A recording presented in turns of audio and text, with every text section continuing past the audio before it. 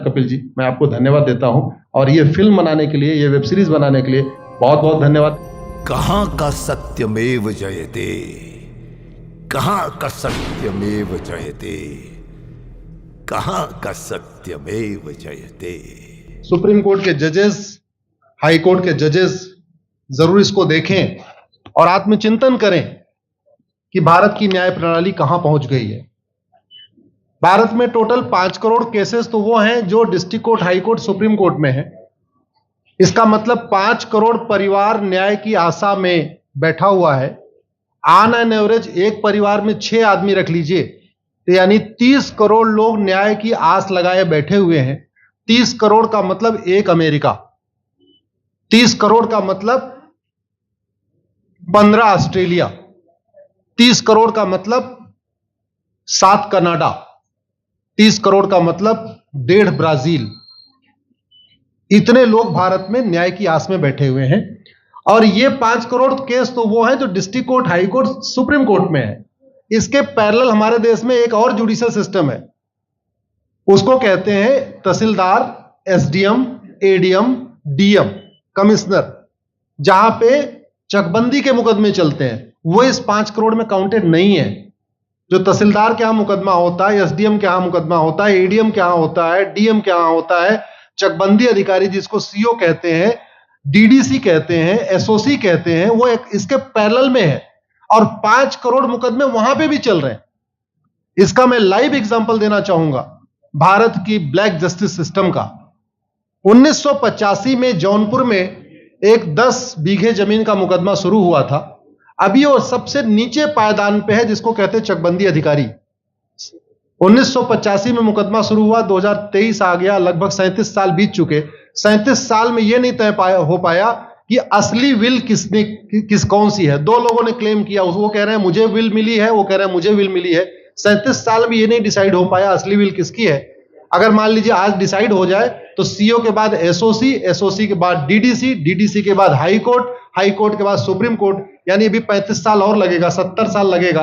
Second generation मुकदमा लड़ रही है, ऑलरेडी सेकंड जनरेशन मुकदमा लड़ रही है और इसी स्पीड से काम हुआ तो मुझे लगता है थर्ड जनरेशन आके मुकदमा जाके तब जाके सुप्रीम कोर्ट पहुंचेगा। दूसरा एग्जांपल, एक ग्लेरिंग एग्जांपल आपको देता हूं। 1971 के वॉर में पाकिस्तान में बम फेंकने वाले, पाकिस्तान के फौजियों के बहुत सारे बैंकर तोड़ने वाले एक कर्नल कबोत्रा है, पंचकुला में रहते हैं। दुश्मनों को उन्होंने दांत तोड़ दिए। आज 2000 से उनके मकान पे किसी ने कब्जा किया हुआ है। 2023 आ चुका है, 23 साल में वो अपने मकान को नहीं छुड़ा पाए। अभी मामला पंचकुला की डिस्ट्रिक्ट कोर्ट में है, उसके बाद चंडीगढ़ हाई कोर्ट जाएगा, फिर सुप्रीम कोर्ट जाएगा। तो 23 साल में वो सबसे नीचे पायदान पे है। वास्तविकता यह है, अंग्रेज चले गए, अंग्रेजी कानून यहीं छोड़ गए, अंग्रेजी व्यवस्था यहीं छोड़ गए। यह व्यवस्था भारत में न्याय देने के लिए नहीं बनी थी। यह जो न्यायिक जुडिशियल सिस्टम था भारत में जो बनाया गया, वो केवल और केवल भारत को लूटने बांटने के लिए बनाया गया था। चूंकि कानून वही चल रहा है, जुडिशियल सिस्टम वही चल रहा है, इवन हमारा ड्रेस भी वही चल रहा है। अंग्रेज काले कपड़े पहनते थे, हम भी काले कपड़े पहनते हैं। अंग्रेज जून के महीने में उनको गर्मी लगती थी तो 1 महीने छुट्टी करके इंग्लैंड चले जाते थे। आज भी हमारा हाई कोर्ट, सुप्रीम कोर्ट पूरे मई जून बंद रहता है। अंग्रेजों को क्रिसमस के टाइम में दिसंबर में छुट्टी मनाना जाना होता था, 1 महीने छुट्टी कर चले जाते थे। आज भी हमारी हाई कोर्ट, सुप्रीम कोर्ट दिसंबर में, क्रिसमस के टाइम में 15 दिन 20 दिन बंद हो जाती है। तो सोच वही है, किताबें वही है, व्यवस्था वही है, कानून वही है, तो स्वाभाविक सी बात है जस्टिस होगा कहां से? जस्टिस कैसे होगा? हम 2023 में 1860 का इंडियन पिनल कोड लेके घूम रहे, 1861 का पुलिस एक्ट लेके घूम रहे, गवाहों के बयान 1872 के कानून से हो रहे। हमने सब कुछ वर्ल्ड क्लास कर लिया, लेकिन अपने जस्टिस सिस्टम को कंपेयर करने की कोशिश ही नहीं किया। जितने में एक एयरपोर्ट बनता है, एक एयरपोर्ट बनाने में 25,000 करोड़ की लागत आती है। अगर हमारी सरकारों ने एक एयरपोर्ट की कीमत जुडिशियल सिस्टम पे खर्च कर दिया होता तो हमारी न्यायिक व्यवस्था अच्छी हो गई होती। आज घटिया, चूंकि अकाउंटेबिलिटी नहीं है, जुडिशियल सिस्टम में कोई अकाउंटेबिलिटी नहीं है। किसी के साथ न्याय हो जाए, अन्याय हो जाए, कोई फर्क नहीं पड़ता। निर्दोष को जेल हो जाए, जज की कोई अकाउंटेबिलिटी नहीं। दोषी को बेल हो जाए, जज की कोई अकाउंटेबिलिटी नहीं। लाख लोग जेल में सड़ रहे हैं, लाखों धोखेबाज भ्रष्टाचारी बाहर घूम रहे हैं, मूल कारण है ब्लैक जस्टिस सिस्टम। आपने बहुत अच्छा आपने इस पे वेब सीरीज बनाया है, और इस देश में world class airport, world class highway, world class shopping mall, सब कुछ वर्ल्ड क्लास बना लिया। इनफैक्ट अपना मोबाइल का डेटा सुरक्षित रखने के लिए हमारे सांसद, विधायक, जज आईफोन भी यूज करते हैं। अमेरिका का आईफोन यूज करते हैं हमारा डेटा सुरक्षित हो जाए, लेकिन भारत सुरक्षित हो जाए उसके लिए यह नहीं देखते कि जापान में कौन सा कानून है, अमेरिका में कौन सा कानून है, सिंगापुर में क्या अच्छा चल रहा है। कनाडा में रेंट का मामला एक डेट में खत्म होता है। सिंगापुर में अभी कुछ दिन पहले एक व्यक्ति के पास 900 ग्राम गांजा पाया गया, उसको फांसी हुई है। दोबारा वहां ड्रग स्मगलिंग होगी क्या? तो भारत में चाहे वो ड्रग स्मगलिंग है, माफिया राज है, ह्यूमन ट्रैफिकिंग है, इन सब के लिए हमारा जस्टिस सिस्टम जिम्मेदार है।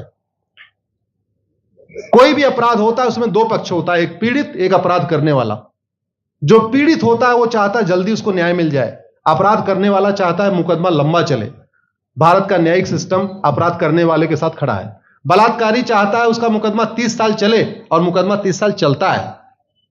भू माफिया चाहता है कि गरीब की जमीन पे कब्जा कर ले, उसका मुकदमा 50 साल चले, और आज की डेट में मुकदमा 50 साल चल रहा है। इसका मतलब वर्तमान न्यायिक सिस्टम बलात्कारी के पक्ष में है, भू माफिया के पक्ष में है, ड्रग स्मगलर के पक्ष में है, ह्यूमन ट्रैफिकर के पक्ष में है, नक्सलियों के पक्ष में है, माओवादियों के पक्ष में है, जो लोग देश विरोधी काम कर रहे हैं उनके पक्ष में है।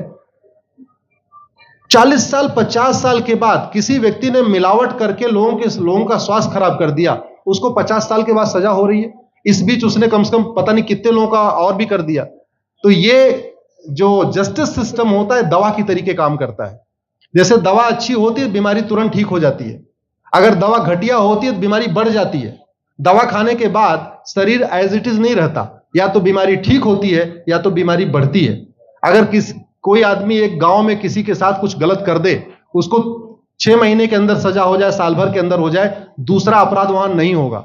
लेकिन अगर उस व्यक्ति को पनिशमेंट नहीं मिला तो स्वाभाविक सी बात है उसने उसको और मोटिवेट कर दिया। कहते नहीं ऐसे बुखार है, तुरंत 2 गोली खाइए बुखार ठीक हो गया, लेकिन अगर आपने दवा नहीं खाई या गलत दवा खा लिया तो टाइफाइड होगा या निमोनिया होगा। दुर्भाग्यवश ये हमारा जस्टिस सिस्टम यही कर रहा है। आज की डेट में जितनी समस्याएं हैं, चाहे वो घूसखोरी है, जमाखोरी है, मिलावटखोरी है, कालाबाजारी है, नशा तस्करी है, मानव तस्करी है, सोना तस्करी है, ड्रग स्मगलिंग है, या नक्सलवाद है, या माओवाद है, या कट्टरवाद है, जो भी समस्याएं हैं, उसका एक बहुत बड़ा कारण यह है कि हमारा जस्टिस सिस्टम उसको टैकल नहीं कर पा रहा है, उसको पकड़ नहीं पा रहा है, और इसीलिए भारत में अराजकता है। मैं तो इतने जानता हूं, ऐसी कोई बीमारी नहीं जिसकी कोई दवाई नहीं, ऐसी कोई समस्या नहीं जिसका कोई समाधान नहीं। हम हर चीज के लिए बाहर से चीजें खरीदते हैं, तो हम ये क्यों नहीं देख रहे हैं कि आखिर चाइना का जस्टिस सिस्टम कैसा है, सिंगापुर का कैसा है, कनाडा का कैसा है, फ्रांस का कैसा है, और अमेरिका का कैसा है। हम क्यों नहीं बेस्ट प्रैक्टिसेस उनकी अडॉप्ट कर लेते। दुनिया के कई देशों ने नार्को पॉलीग्राफ ब्रेन मैपिंग कानून बना दिया। मेरी बहन दीपिका नारायण बैठी हुई है, ये लगातार फॉल्स केसेस के खिलाफ, इनको मैं देखता रहता हूं, एक्टिव रहती है।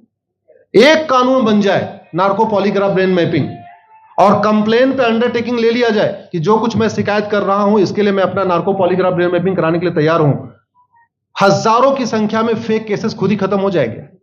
आज की डेट में लोग जुडिशरी की लापरवाही के साथ साथ फर्जी केस से परेशान है, फर्जी गवाही से परेशान है, फर्जी एफआईआर से परेशान है, हजारों परिवार परेशान है। कई बार देखा गया कि जो फैमिली के केसेस होते हैं उसमें कितने सारे फेक केसेस भी आ रहे हैं। तो जो वास्तव में दोषी हैं उनको पनिशमेंट नहीं मिल पा रहा है, जो निर्दोष हैं उनके खिलाफ फर्जी केसेस हो रहे हैं। आज की डेट में गांव में एक दबंग अगर जमीन कब्जा कर लेता है, किसी की हिम्मत नहीं पड़ती उसके खिलाफ कोई गवाही दे दे। लोगों को अपनी जमीन छुड़ाने में 30 साल लड़ना पड़ रहा है, 35 साल लड़ना पड़ रहा है।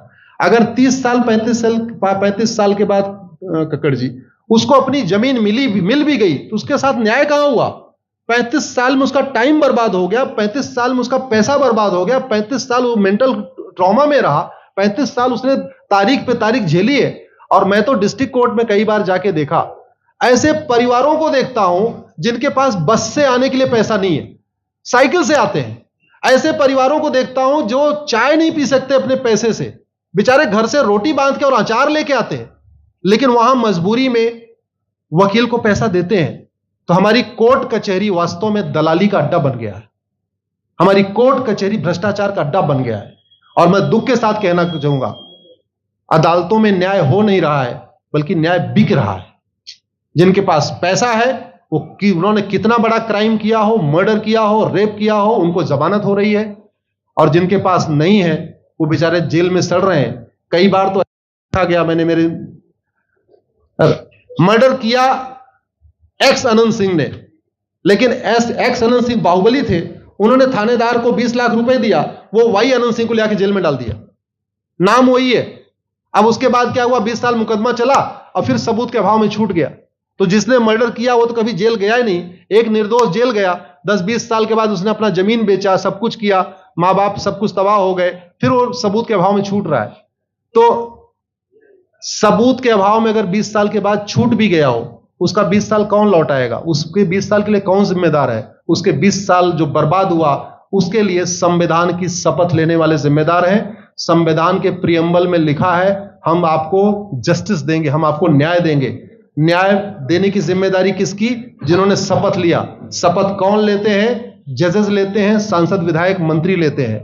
तो आज की डेट में अगर लोगों को न्याय नहीं मिल रहा है, तो इसके लिए वही जिम्मेदार हैं जो संविधान की शपथ लेते हैं।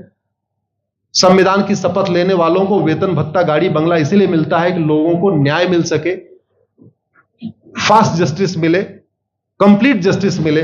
अनफॉर्चुनेटली कंप्लीट जस्टिस मिलने में तो 50-60 साल लग जाता है, फास्ट जस्टिस तो सपना हो गया है। इसलिए आज आपने जो ये वेब सीरीज बनाई है, मैं आपको धन्यवाद देता हूं। एक ऐसे विषय पे जिस पे कोई टच नहीं करता, लेकिन जिससे करोड़ों लोग पीड़ित हैं। मैंने कहा ना, 5 करोड़ लोग सीधे district court, high court, supreme court के केसेस से पीड़ित हैं, और 5 करोड़ मुकदमे एसओसी, डीडीसी, तहसीलदार के यहां चल रहा है। तो अगर 5 करोड़ से 30 करोड़ लोग इधर पीड़ित हैं, तो उधर भी पीड़ित है। वास्तव में बहुत बड़ी संख्या भारत में इसी से पीड़ित है। और अपराध, भ्रष्टाचार और जितनी भी अराजकता चल रही है, उसका मूल कारण भी यही है। जस्टिस सिस्टम अच्छा हो जाए, कानून सख्त हो जाए, कानून का खौफ पैदा हो जाए, न्यायपालिका का खौफ पैदा हो जाए, और ये थाने जो दलाली के अड्डे बन गए हैं, तहसील जो दलाली का अड्डा बन गया है, डिस्ट्रिक्ट कोर्ट जो कमीशन खोरी का अड्डा बन गया है, अगर इस पे कंट्रोल हो जाए तो वास्तव में भारत में फिर से राम राज्य आ सकता है। अगर जुडिशियल सिस्टम अच्छा हो जाए, तो जो राम राज्य की कल्पना है, धर्म की जय हो, अधर्म का नाश हो, प्राणियों में सद्भावना हो, विश्व का कल्याण हो, मुझे लगता है उसको फिर से जीवित किया सकता है। आपने मुझे बुलाया कपिल जी, मैं आपको धन्यवाद देता हूं। और ये फिल्म बनाने के लिए, ये वेब सीरीज बनाने के लिए बहुत बहुत धन्यवाद देता रहता हूं। दीपिका जी लड़ती रहती हैं, इनको देखता रहता हूं। बहन नेहा जी आई हैं, ये अपने गानों से मुझे लगता है बहुत अच्छा आप लिखती हैं। और इसी तरीके से कड़वा सच आप लिखते रहिए, कड़वा सच गाते रहिए। लोग आज की डेट में, यंग जनरेशन कड़वा सच सुनना चाहती है। मीठे झूठ ने इस देश में शुगर, डायबिटीज पैदा कर दिया। भारत केवल लोग डायबिटीज से नहीं पीड़ित हैं, बल्कि हमारी व्यवस्था को डायबिटीज हो चुका है। और उस डायबिटीज को दूर करने के लिए नेहा राठौर जैसी बहनें जो सही बात कह रही हैं, दीपिका जी सही बात कह रही हैं, आप लोग जो है बहुत अच्छा काम कर रहे हैं। और आपने, कक्कड़ साहब, आपने बनाया वेब सीरीज, आपको विशेष आभार, धन्यवाद देता हूं। यही निवेदन करता हूं, इस वेब सीरीज को ज्यादा से ज्यादा देखें। और खास तौर पे अगर आपके जानने वाले कोई जज हैं, कोई आईएएस हैं, कोई आईपीएस हैं, मंत्री, सांसद, विधायक हैं, उनको भी एक बार फोन करके, व्हाट्सएप करके एक बार कहिए कि वो भी इसको जरूर देखें। क्योंकि अल्टीमेटली न्यायिक व्यवस्था बदलने की जिम्मेदारी उन्हीं की है जिनको वेतन, भत्ता, गाड़ी, बंगला, free air ticket, free rail ticket और वीआईपी व्यवस्था मिलती है। ये व्यवस्था उन्हीं को बदलनी है। जय हिंद, धन्यवाद।